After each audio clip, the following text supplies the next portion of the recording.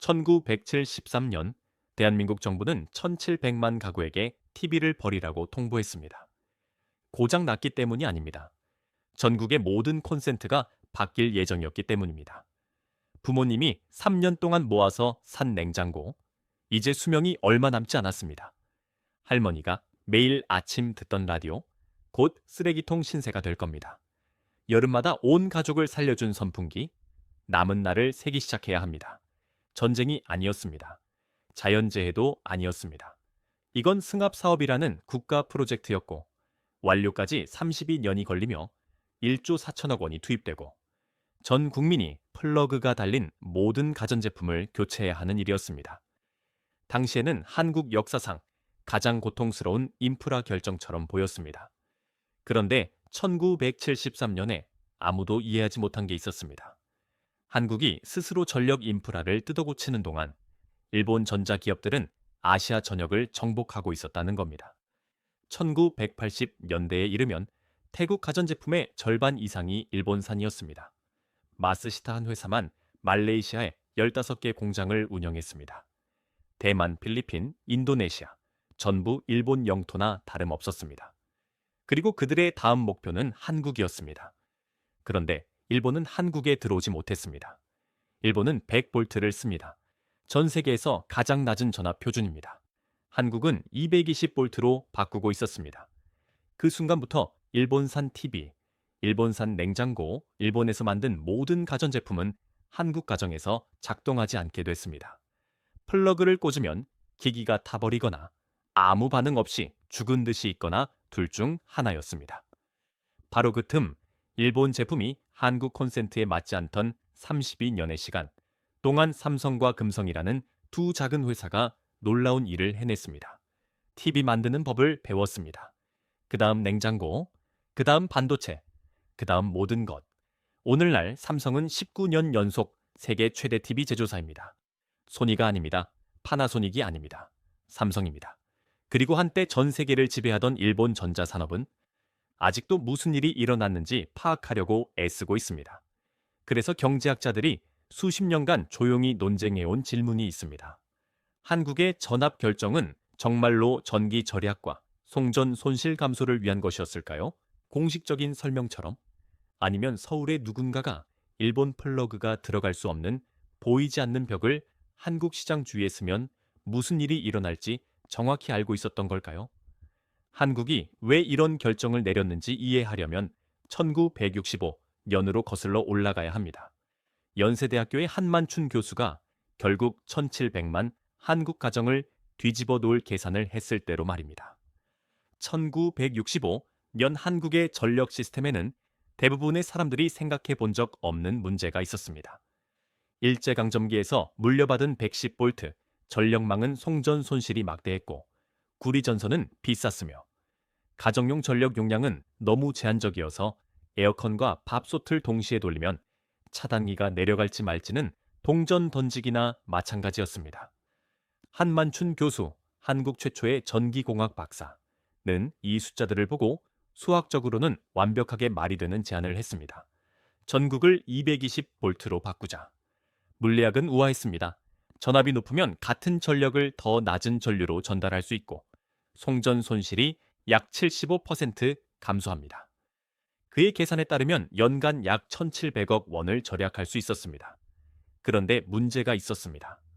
한국의 모든 가전제품은 110볼트용이었고 220볼트 콘센트에 꽂으면 즉사하거나 불이 납니다. 1965년에 TV는 몇 년마다 업그레이드하는 물건이 아니었습니다. 6개월에서 1년치 저축을 나타내는 가족 투자였고 물리적으로 화면이 더 이상 나오지 않을 때까지 계속 쓰는 것이었습니다. 냉장고, 라디오, 선풍기 이것들은 일회용 소비재가 아니라 가정의 자산이었습니다. 반발은 즉각적이었습니다. 업계는 누가 가전제품 교체 비용을 부담할 건지 물었고 8년 동안 한 교수의 제안은 관료적 림보에 빠져 있었습니다. 수학적으로 너무 타당해서 거부할 수 없고 정치적으로 너무 고통스러워서 승인할 수 없었습니다. 1973년 프로젝트가 마침내 강원도에서 3천 가구를 대상으로 시작됐습니다.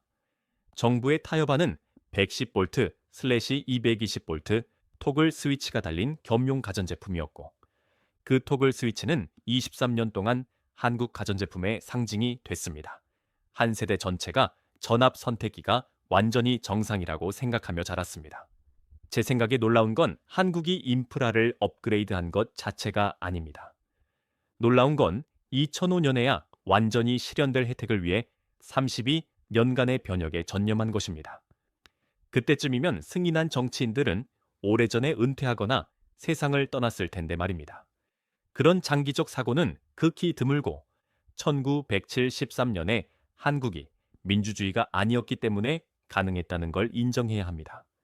2005년 10월 마지막 가구가 전환을 완료했을 때 1753만, 가구에 757만 인일의 노동력이 투입됐고 1조 4천억 원이 들었습니다. 한국은 전 세계적으로 유일무이한 것을 갖게 됐습니다.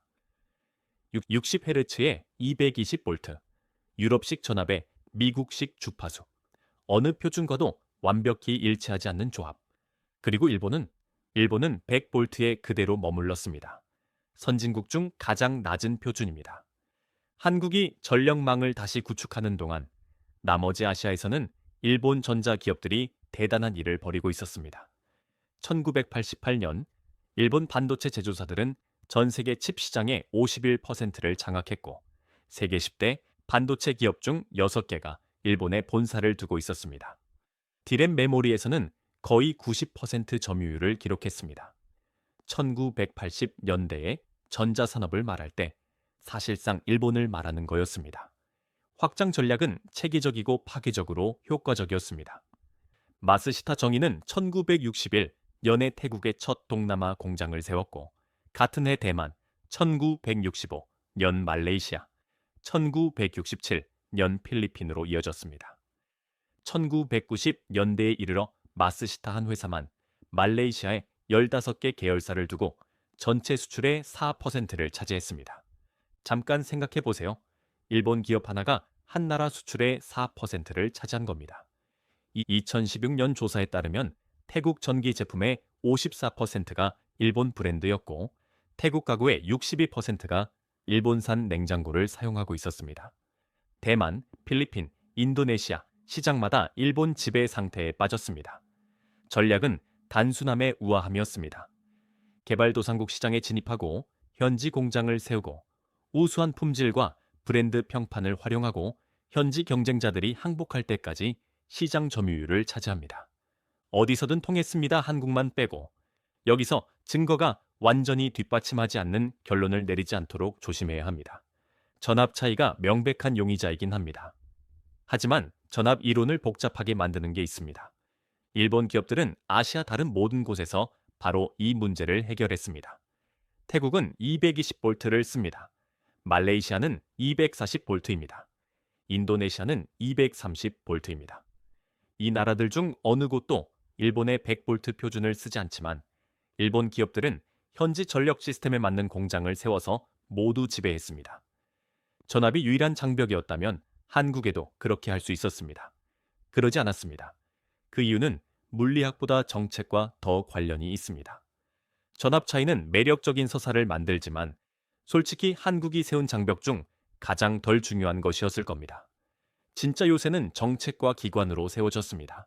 경제기획원, 1961년 박정희 쿠데타, 2달 후 설립된 경제기획원은 일본의 전설적인 통상산업성에 대한 한국의 대답이었습니다. 한국은 일본이 성취한 것을 보고 같은 결과를 원한다고 결정하고 하나의 결정적 차이점을 가진 자체 버전을 만들었습니다. 한국 버전은 더 공격적이고 더 통제적이며 훨씬 덜 참을성 있을 것이었습니다. 금융무기만 해도 대단했습니다. 1965년 상업금리가 26%일 때 수출업체들은 6.5%의 자본을 조달할 수 있었습니다. 자본 비용에 대한 75%의 보조금입니다. 정책 대출은 전국 은행 대출의 거의 절반을 차지했습니다. 한국전자회사가 공장을 짓고 싶으면 정부가 거의 공짜로 돈을 건네줬고 외국 경쟁자는 4배나 높은 금리를 감당해야 했습니다. 수입 장벽은 더 강력했습니다. 내구 소비재에 대한 실효 보호율은 1978년에 119%에 달했고, 이는 수입 가전이 실질 비용을 2배 이상으로 만드는 장벽에 직면했다는 뜻입니다. 1967년까지는 승인 목록에 열거된 품목만 수입 가능했습니다. 그 외 모든 것은 금지였습니다. 그리고 가장 직접적인 장벽, 외국 전자 제조업체들은 명시적으로 한국에서 판매가 금지됐습니다. 무거운 세금을 물린 게 아닙니다. 금지, 금지됨. 아이러니는 시적입니다. 한국은 일본의 산업 발전 모델을 연구하고 그 결과를 부러워하고 제도적 구조를 베꼈습니다. 그리고 나서 그 베낀 플레이북을 일본 기업들을 막기 위해 사용했습니다. 학생이 스승에게서 배웠고 학생이 그 지식으로 한 첫 번째 일은 교실 문을 잠그는 것이었습니다. 제 생각에 한국이 이 시기에 세운 것은 현대 경제 역사상 가장 포괄적이고 성공적인 산업 보호주의 중 하나입니다. 대담했고 자유무역 기준으로는 불공정했으며 눈부시게 잘 먹혔습니다. 하지만 보호는 시간만 벌어줍니다. 벽은 경쟁자들을 막지만 벽 안의 기업들을 자동으로 좋게 만들지는 않습니다. 그 보호벽 뒤에서 두 회사는 보호받고 있던 바로 그 경쟁자들에게서 배우려고 경주하고 있었습니다. 금성이 먼저 출발했습니다. 1958년에 설립된 금성은 한국 최초의 전자회사라는 명예를 가지고 있는데 실질적으로 이는 다른 누구보다 먼저 모든 것에서 실패할 기회를 얻었다는 뜻입니다. 히타치의 기술 지원 덕분에 1959년 한국 최초의 라디오, 1965년 냉장고, 1966년 TV를 생산했습니다. 삼성전자는 1969년 산요, 스미토모와의 합작 투자로 설립됐고 137명의 연수생을 일본 공장에 보내 장기간 파견하며 배웠습니다. 일주일짜리 견학이 아니라 일본 제조사들이 어떻게 운영되는지 모든 세부사항을 흡수하는 것이었습니다. 삼성은 1970년에 첫 TV를 생산하고 1971년에 파나마로 첫 500대 TV를 수출했습니다. 기술 습득 플레이북은 체계적이었습니다. 합작 투자로 초기 지식을 얻고 라이선스 계약으로 격차를 메우고 OEM 제조로 품질 관리를 배웠습니다. 그리고 역설계 1977년 삼성 엔지니어들은 외국 컬러 TV를 부품별로 분해해서 어떻게 작동하는지 연구했습니다. 정부는 외국 기업들이 시장 접근 대가로 기술 지식을 넘기도록 요구하며 이를 적극 촉진했습니다. 1984년 삼성은 금성을 추월했고 1992년에는 세계 최대 메모리칩 생산업체가 됐습니다. 정부 보호가 아니라 진정한 기술적 성취를 통해서. 견습생들은 잘 배웠습니다. 아마 스승들이 편하게 여기기엔 너무 잘 배웠습니다. 1990년대 초 삼성과 LG, 금성은 1995년에 리브랜딩했는데 아무래도 럭키 금성이 진지한 전자 제조업체보다 카지노처럼 들린다고 결정한 것 같습니다. 는 일본 스승들이 제공할 수 있는 모든 것을 흡수했습니다. 문제는 그 지식으로 독창적인 것을 할 수 있는지였습니다. 대답은 1993년 프랑크푸르트에서 나왔습니다. 이건희 회장의 프랑크푸르트 선언, 삼성 문화에 대한 신랄한 비판과 근본적인 변형 요구. 메시지는 잔인하게 단순했습니다. 양보다 질, 마누라와 자식 빼고 모든 것을 바꾸라. 삼성은 10개 자회사를 매각하고 전자, 엔지니어링, 화학에 집중했습니다. 타이밍이 결정적이었습니다. TV 기술이 브라운관에서 평면 디스플레이로 전환하려 했고 문제는 어떤 기술이 승리할 것인가였습니다. 일본 기업들이 대규모 투자한 플라즈마인지 더 검증되지 않은 LCD/LED인지 삼성과 LG는 LCD/LID에 베팅했습니다.